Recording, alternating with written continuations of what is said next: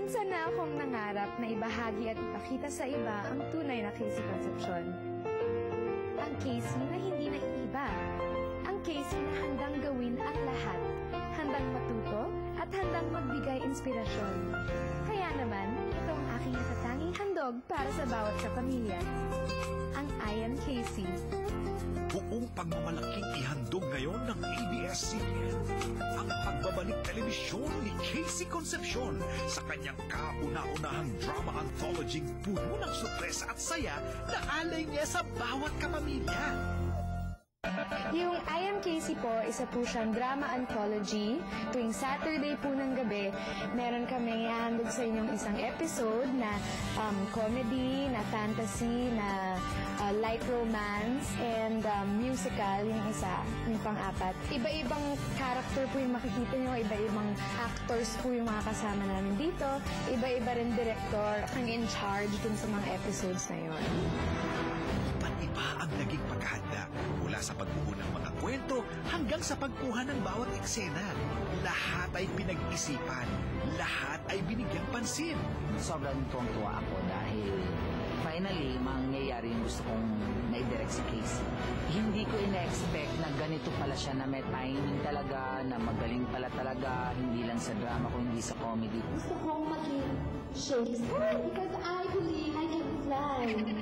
Of course, very, very confident yan dahil alam niya maganda siya. Pero kung papapangitin mo siya, wala siya talagang problema doon. After working with her for in MMK for very first episode, sobrang ako nagustuhan si Casey, and it will always be a pleasure to work with her. So, nasabihan ako nagagawa ko nung one of the 4 episodes. Sobrang ako excited, sobrang ako natuwa. I really look forward. Sa pagkatanaw ito, iba't ibang mukha ni Casey ang makikita ng lahat. Mula sa pagganap niya kasama ang ilan sa mga hinahangaan nating pangalan sa industriya, talaga namang kaabang-abang ang bawat kwentong ipapalabas. First time kami magkakasama ni Casey. Special sa akin kasi first yung comedy.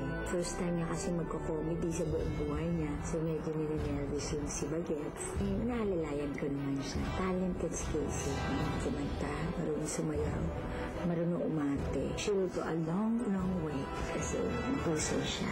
Nung nalaman ko kasama po ako dito, sobrang honored ako na ako yung napili na makasama ni Casey for the first episode. So, nung nalaman ko, medyo kinakabahan ako kasi hindi ko pa naman nakakatrabaho si Casey. Sobrang bait, sobrang accommodating. Wala akong masasabi. Hindi pa ako artista nung class ko na talaga si Casey. Casey Montero. Dahil nga, si Casey, anak ni Shawi, tsaka ni Gabi. Mabait yung bata na yan. Marami sila mapupulot na aral dito sa palabas na to.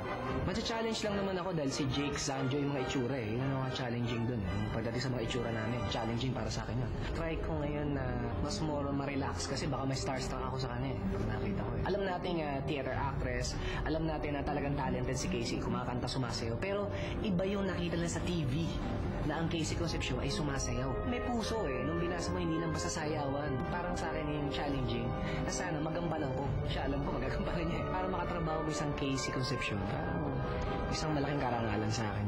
Isama pa ang mga direktor na siguradong huhubog sa kanyang galing sa pag-acting. Sobrang napapasalamat ako sa ABS. Wish granted kasi gusto talaga namin na may offering kami for my birthday month. And wala na kaming ibang inisip kundi something on TV, something na had to do with acting.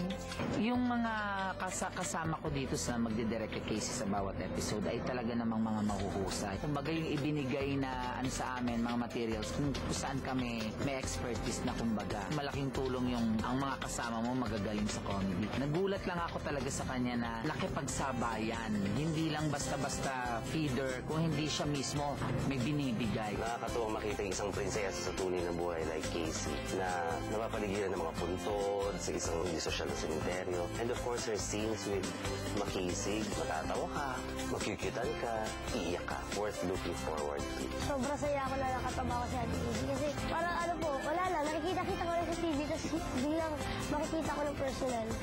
Siyempre, medyo fan pa rin po ako. First time kong makasama si Miss Casey. Nakaka-excite kasi. Idol ko kasi yun, Miss Casey. Kasi talagang sobrang professional. Nagugulat nga ako kasi napakagaling umarte. Kuha nila agad yung mga linya, nakikinig.